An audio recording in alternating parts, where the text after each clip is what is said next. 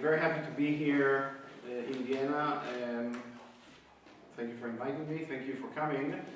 I think that it is very important on this occasion that we are marking pretty much the founding of the BDS group in Vienna, and to see so many faces here, both on the practical aspect and also on the symbolic aspect.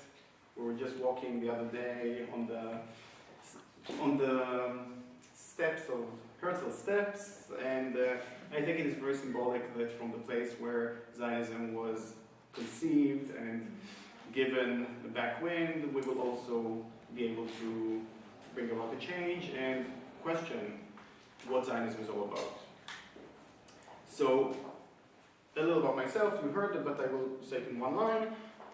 My name is Ronnie. I'm a conscientious objector to military service.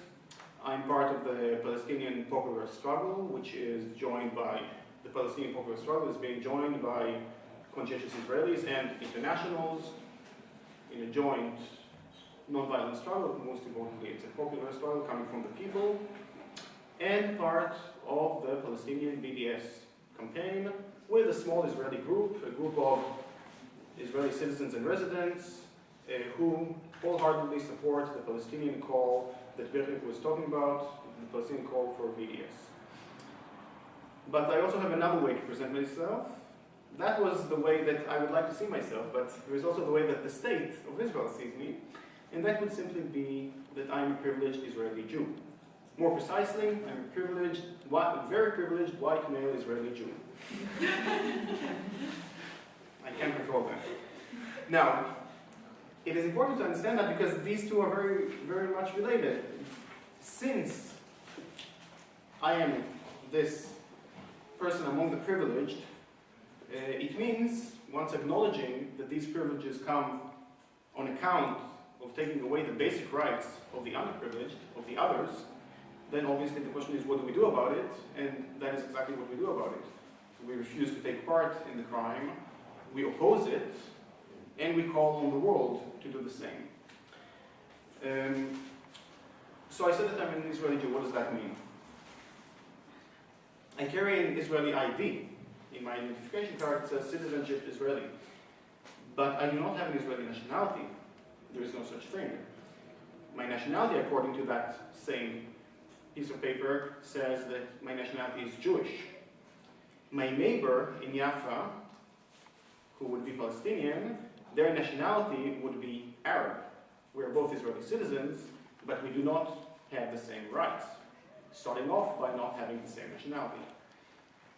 Why is that so? If we go back to 48, and we talked about it, but in 48, at the latest,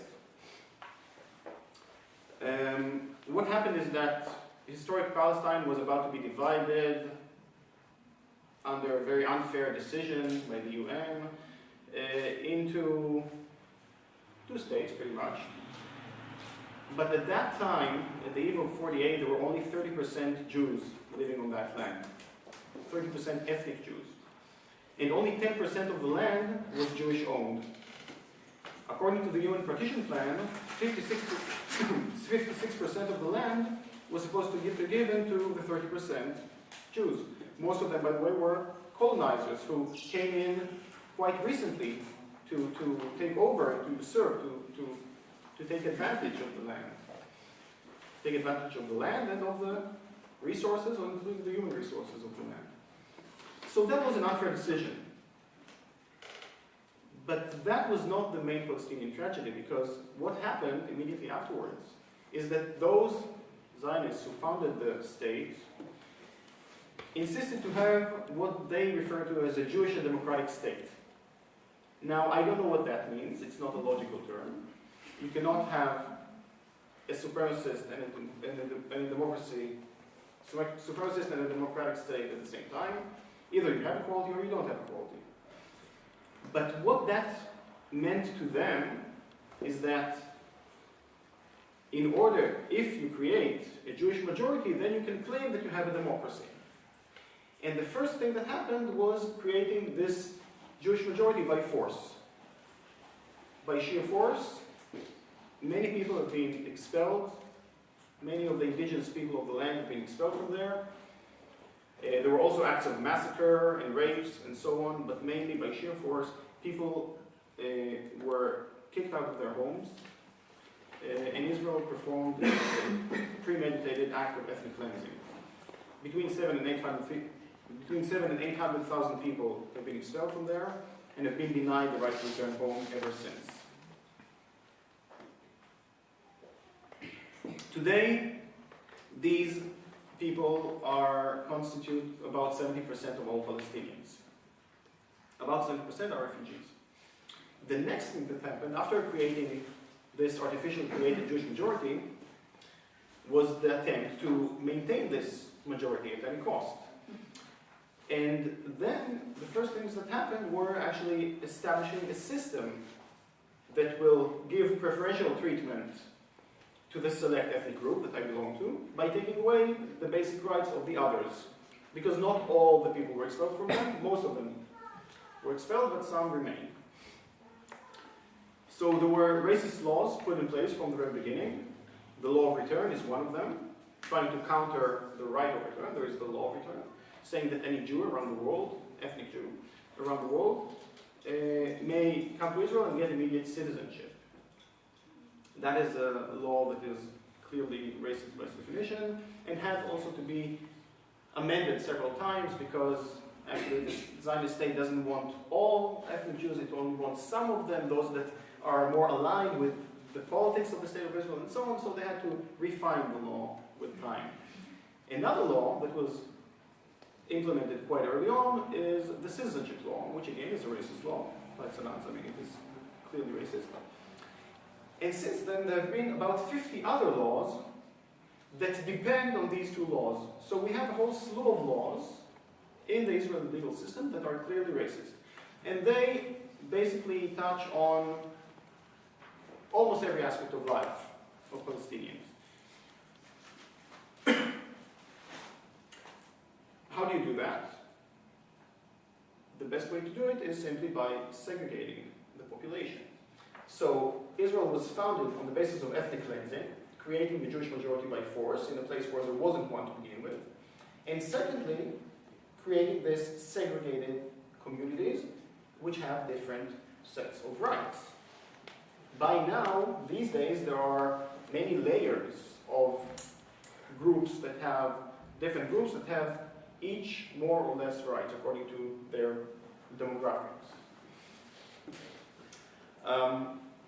So the whole foundation of the state of Israel was founded on that, on everything that is opposed to values, to democratic values such as equality and rights of the minorities. It was founded on ethnic supremacy. It was founded on giving privileges to the select ethnic group. The next thing that happened after all of this was also the military occupation, the brutal military occupation of the West Bank, Gaza Strip, and East Jerusalem. This happened in 1967.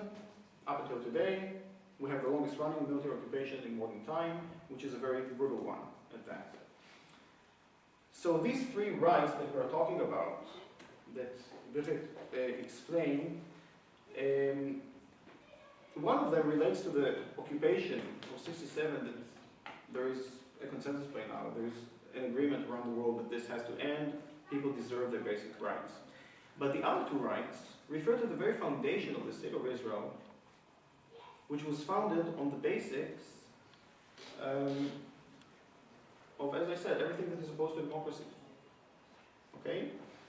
The inequality among Israeli citizens, and most importantly, denying the people of the land, the indigenous people of the land, the right to live there.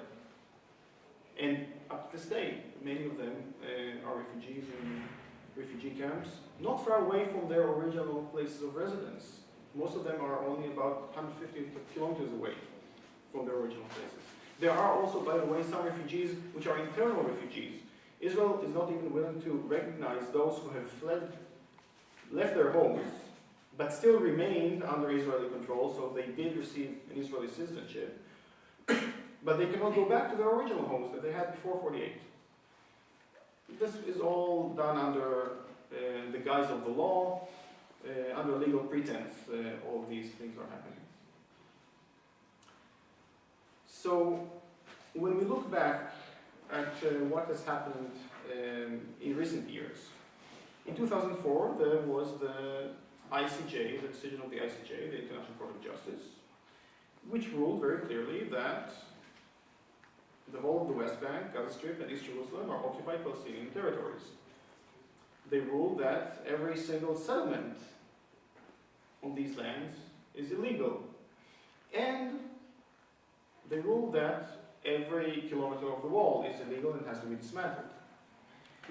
And that was a unanimous decision. There was one vote that was a dissenting vote, and they said, the American judge said that if the wall is built for matters of security, then it could be regarded as illegal. Since then we know that the wall has nothing to do with security, it has everything to do with taking away as much land with as little Palestinians as possible. So all judges of the International Court of Justice ruled the same. It's no coincidence because international law is very clear about the situation. Israel acts in clear violation of international law. It absolutely disrespects and violates universally recognized human rights. And that was the decision of the court in 2004. Exactly a year later came Palestinian civil society's call for boycott, divestment, and sanctions. That call simply states that until Israel abides by its obligations under international law and respect of universally recognized human rights, that non-violent means of boycott, divestment, and sanctions have to be applied on the criminal apartheid state, occupying an apartheid state. Occupation in itself is not a crime under international law, but the type of occupation that Israel is performing, where rather than being obligated to the welfare of the people under its control, it actually violates their rights in every possible way, then that falls under belligerent occupation, and that is clearly criminal. And aside from that, Israel practices what is referred to as the crime of apartheid, which is a very serious crime. It is one of the few crimes that fall under the legal definition of, under the definition of crimes against humanity. Now, in the occupied territories, we have clear distinction. We have two different legal systems put in place. So, as was mentioned, if I participate in a demonstration and alongside with a Palestinian colleague and we get arrested, the consequences can be very different. Even though we were arrested at the same time, at the same place, doing the same thing, I spent 2 nights in jail and he spent a year and a half in jail. And that is a very common outcome of such a thing. If you have Palestinians living in the same territory as the privileged Jewish settlers, and they happen to have a car accident, the consequences would be very different. Because one would be under civilian law and would be dealt with the police and would have would see his lawyer and the judge and so on much sooner, and the judge would be a civilian judge and the court would be a civilian court, and the law would be civilian law, which is an apartheid law, but it is civilian law. But the Palestinian would be kept in custody for much longer until they see their attorney and until they see the judge, and the judge will be a military judge in a military court under military law, and that military court has 99.7% conviction rate. So it would be very difficult for such Palestinians to actually get a fair trial. Okay, that's the case in the occupied territories, that's quite clear. The occupied territories also includes occupied East Jerusalem. Israel doesn't think that East Jerusalem, doesn't agree with the fact that East Jerusalem is occupied territory. They call it the United Jerusalem, even though this is one of the most segregated cities in the world. But it is clearly under international law, according to the 2004 ruling, this is occupied territory. That means that in all these areas, the West Bank, East Jerusalem, and the Gaza Strip, Israel has precisely and exactly 0 rights over that land. It only has obligation to its people. So when we later discuss all forms of solutions, and Israel comes up with all sorts of demands about borders and about land swaps and this and that, we have to remember that actually Israel is in no position to come up with any demands over these territories. It simply doesn't. It has no rights over these territories. If they have an offer to the Palestinians and the Palestinians accept that offer, that is wonderful, but the Palestinians are not obligated to accept any such offer for a land swap, for example. But apartheid does not only exist in the occupied territories, it also exists in Israel proper, what we refer to as Palestine 48. As I mentioned, the indigenous people of that land have been kicked out of there. A deeply racist, supremacist legal system has been put in place. And it so happens that when I arrived here, I told you that my ID carries, it says citizenship Israeli, nationality Jewish. But when I arrived here, I used an Israeli passport, and my passport said that my nationality is Israeli. That is a lie. There is no such thing. And there was a group of Israelis, Israeli Jews. By the way, when we say Israelis, we only count the 80% Jewish population in Israel. That tells you something about Israel's society. It is a very exclusive society. So when we say Israeli, we do not count the others. A bunch of Israeli Jews appealed to the Israeli Supreme Court, which is the main vehicle of apartheid. It is the main apparatus that tries to legitimize the illegitimate. And that court had to rule about the question of their request to become Israeli, having an Israeli nationality. They said, we don't feel affiliated with a Jewish nationality. We live in Israel, we're Israeli. We want to have an Israeli nationality on our identification card. It was debated for quite a while, for many years, and eventually the Supreme Court declined that. And in its remarks, it was stated that basically acknowledging an Israeli nationality would undermine the very foundation of the State of Israel. That is a true statement. So first of all, it says that Israel is probably the only state that does not recognize its own nationality. And secondly, that apartheid court did say something right, that having an Israeli nationality would mean having some sort of a basis for equality, some sort of treating its citizens equally, and that would undermine everything that the state is all about. And I have to agree with that. For the same reason, there is also no constitution in Israel. Because again, constitution, even more than just nationality, would enshrine that people, all people of the land, all citizens at the very least, would receive equal treatment. And that would be detrimental to the Zionist project in Palestine. So earlier on, not Herzl was a racist by all accounts, but other Zionists earlier on may have wanted to live alongside with the indigenous people in Palestine, or not necessarily in Palestine. There were also attempts to build a Jewish homeland elsewhere.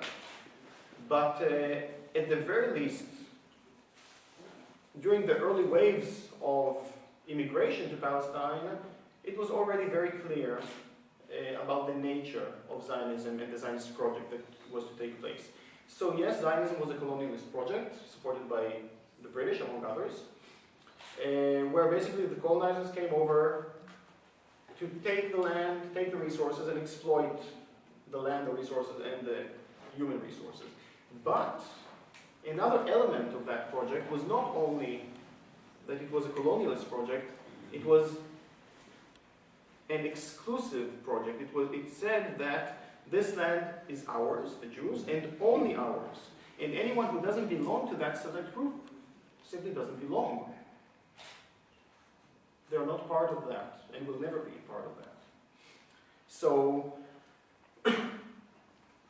Ilan Pappé, for example, an Israeli historian, quotes people from the second wave of immigration, the second Aliyah. They used to write diaries. And they arrived quite poor, but very idealistic to Palestine at the time.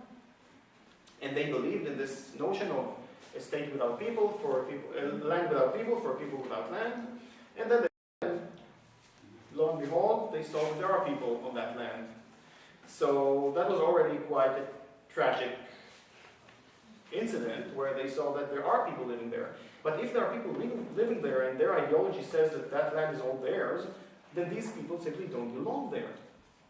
And in their diaries, they were hosted by the indigenous Palestinian people, and sometimes they were even taught how to work the land and so on. And in the diaries, they would write things like, "Tonight I'm staying at the house of this and this foreigner." So these new immigrants wrote about the indigenous people that they are the foreigners, and that type of thinking carries on to this very day.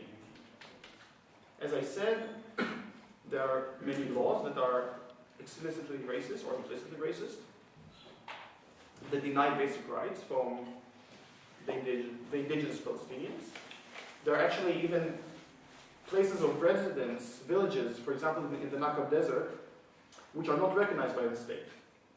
Again, by all kinds of legal means, under the guise of the law, Israel refuses to recognize the legitimacy of these villages.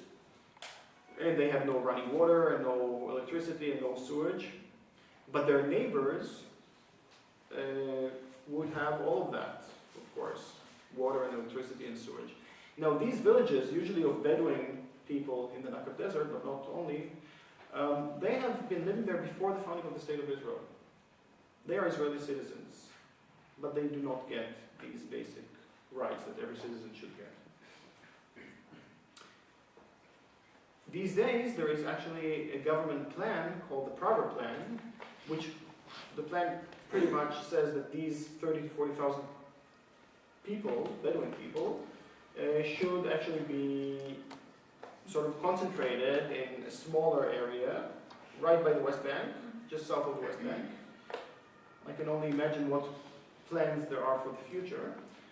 And basically freeing the land from its indigenous people in order to obviously settle there the wanted people, not the unwanted people. So that type of thinking hasn't stopped for one day since the foundation of the State of Israel, or even before that.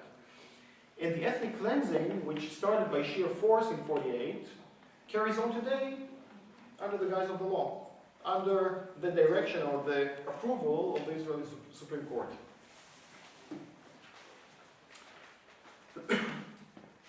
So when we talk about apartheid, we do not only refer to the crime of apartheid in the occupied Palestinian territories, we refer to the crime of apartheid which is taking place throughout historic Palestine, both in the land occupied in 1967 and in the land occupied or controlled in 1948.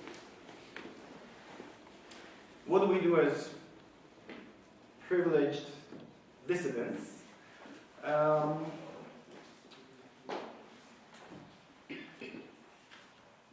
There are a few dissidents, not that many, but being the privileged, it means I also carry more of a responsibility. I can say certain things that other people can't. And our group, in short, is called Boycott from Within, but the full name would be Boycott Supporting the Palestinian BDS Call from Within. Long name. But the idea is that it is not about us, the privileged, supporting the boycott. It is us, the privileged people under apartheid, supporting the underprivileged in their just struggle against oppression and so on. Later on, the Israeli state started also responding to that quite a bit. And we see that the BDS campaign has basically managed to put together all these three Palestinian rights in a way that is very coherent. It is the first time probably that these three rights are being addressed as one element, because we have Palestinians living in different places.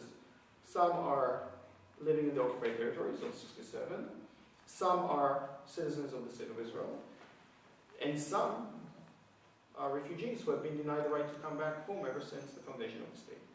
But these all belong, needless to say, to one group, and each is suffering in their own way. Israel is very good at divide and conquer and giving different sets of rights or taking away less rights or more rights according to these different groups. And as I said, there is a whole structure, layered structure of how many rights each group has. But we have to remember that this type of thinking that I just explained has different, it manifests itself in different ways, but it is the same type of thinking, whether they are the Bedouin people who are Israeli citizens but are denied rights, or whether they are living under military occupation, or whether they are not even allowed to come back home. So the wonderful thing that we achieved by the BDS campaign is, first of all, that we managed to frame this into one coherent demand. Secondly, since the BDS campaign is a rights-based approach, it talks about the rights, and these rights are absolute. They're fundamental rights of these people. I do not agree to have half equality on that land, or three-quarters equality. We should have equality. The people of that land, the indigenous people, have rights as refugees. And these rights are personal rights, by the way. How do we implement the rights? That's a different question. So, the BDS campaign has a rights-based approach, as opposed to a solution-based approach. And we do not take a position about whether it will be implemented in a one-state form, or a two-state, or a confederation, or anything of that sort, as long as these three fundamental rights will be respected. By doing that, basically, we have managed to change the whole discourse about Israel. 10 years ago, more or less, the media and the people of the world were pretty much talking about Israel as the only democracy in the Middle East. Even though it's not a democracy, it never was one, not even to begin with. Then, roughly 5 years ago, they started talking about it as a democracy minus, a flawed democracy. And nowadays, we hear pretty much all over the world discussions about Israel as what it is, which is a criminal apartheid state. We even heard it recently from John Kerry, the American representative, which obviously does not mean the same thing when he says apartheid. He's working very hard in order to protect Israeli apartheid, but this has reached the ears of the people in power.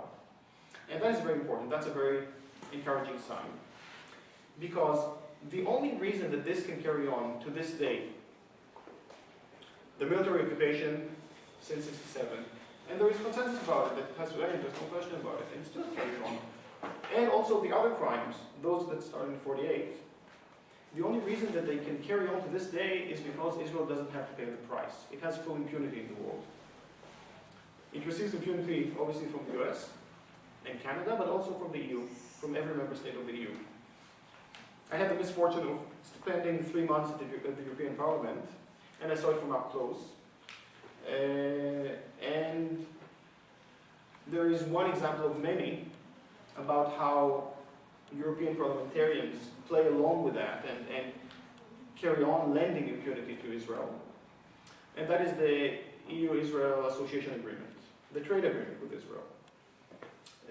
In that trade agreement, there is a binding clause. The second article of the agreement says that if there is a consistent human rights violation in Israel, and there is, as we know, then the agreement cannot carry on.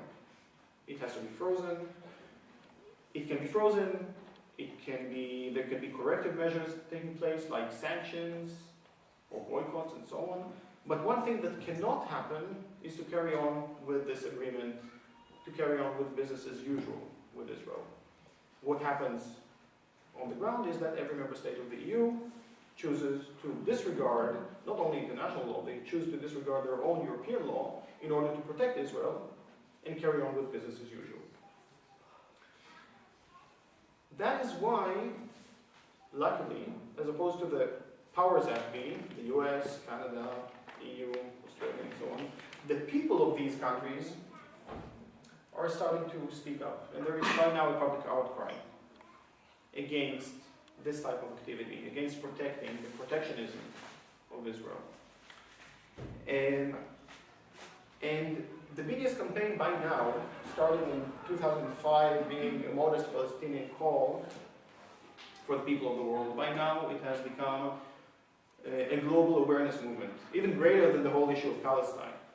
And throughout the world we have more and more groups acting in a decentralized fashion, but abiding by these principles that we demand in these three fundamental rights that have to be respected.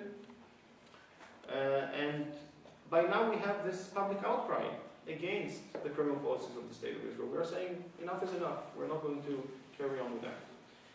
And that is very important. So BDS is also, in a sense, a grounds up movement. We're talking about boycotts, which is something that every one of us can do, whether it's financial, economic boycott, or cultural, or academic, or sports, and so on. And there are clear guidelines about also what do we boycott, what do we not boycott. We can talk a little about that. And then there is divestment, which is, let's say, if I have a pension fund and my pension fund invests in such companies that are acting in complicity, that are complicit with Israeli violations, then I can go to that pension fund and ask them, please do not invest in such companies. Divest, disinvest from these companies and invest in a socially responsible type of way. Or if I'm a student at university and my university is investing in such companies, I can go and say, please do not invest in such companies, and so on. So boycott is something that is common, that everyone can do.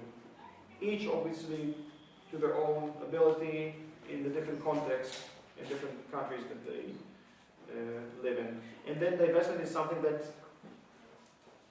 usually a body that is invested in such companies will choose to disinvest and to invest in a different way, in a socially responsible way. And finally, sanctions, which is something that an international body can do, like the EU, like the UN, and so on. If they had done their part, if the politicians had done their part, or if the sanctions were taking place, probably we wouldn't need all the rest. But what is happening is that first, this is coming from the people.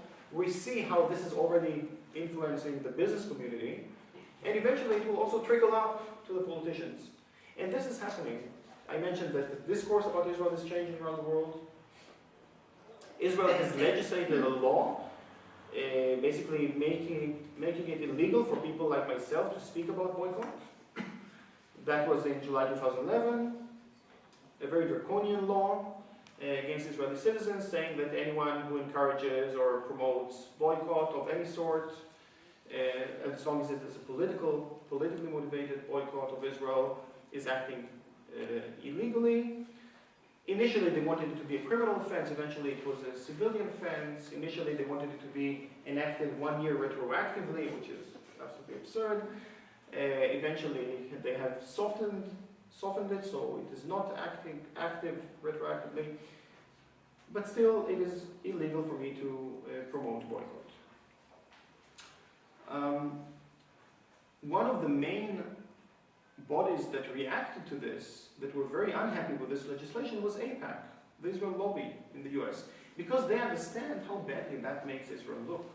Because this is going against everything that we believe in, like freedom of expression and political organizing and so on. So in a sense, that law is a very good sign showing just how dire the situation is for the supremacist state of Israel, and how they are acting in such a gross manner and exposing how they have no respect for such values that we hold dear. Another example is that the BDS campaign was initially under the supervision of the Ministry of Foreign Affairs, and they did all sorts of acts of propaganda. They invest a lot of money, a lot of energy in trying to counter BDS. Instead of simply abiding by their obligation and respecting rights for everyone, they choose to invest all this money and energy in order to convince the world that this is not the case. And they are sending all sorts of all sorts of cultural figures to represent Israel, to divert the attention, or to do what we call whitewashing of Israeli crimes.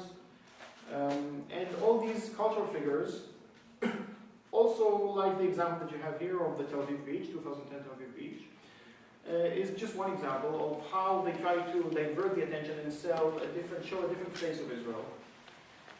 Sell Israel in a nicer package. But if you open the package, you will see the same thing inside. You will see supremacy in every corner. And these people who go to represent the criminal apartheid state of Israel are usually sent with being sponsored by the Ministry of Foreign Affairs. They would usually participate in festivals that are organized by the Foreign Affairs Ministry or the embassy or that sort of organizations. And for that reason, they should be boycotted. Not because they're Israeli. And we have clear guidelines in the BDS call, which is a very responsible call, about what we boycott and what we not boycott. We do not boycott Israelis simply because they are from Israel. We will boycott anyone who takes upon themselves to represent, who is an official representative of the state. Or in that case, the way that they are referred to is that they are cultural ambassadors of the state. For that, they should be boycotted. Same goes for academic boycott. People have this notion that academic boycott goes against academic freedom. This is not the case. We have clear guidelines about how do we boycott. The boycott is not against Israeli academics, period. The boycott is against Israeli academic institutions. Every single academic institution in Israel is complicit in many ways. You have 2 universities that have a military base on campus. You have courses that are specifically given to military personnel. You have research funding that is given by the Ministry of Defense. You have legal departments that are very busy trying to legitimize the illegitimate, trying to legitimize Israeli violations of international law and so on. And there are many, many such examples. For that reason, every single Israeli academic institution is complicit and should not be given legitimacy. It does not mean that academics cannot cooperate.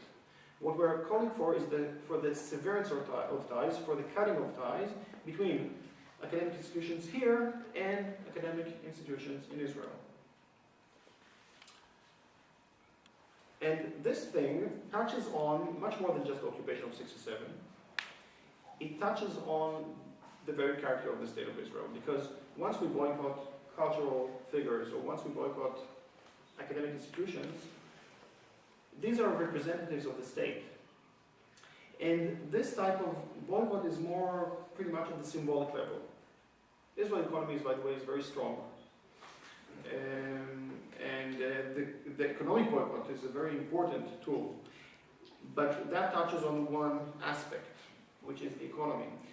But when we boycott, when we hold a cultural or an academic boycott, we send a message about the very illegal nature of the Zionist state.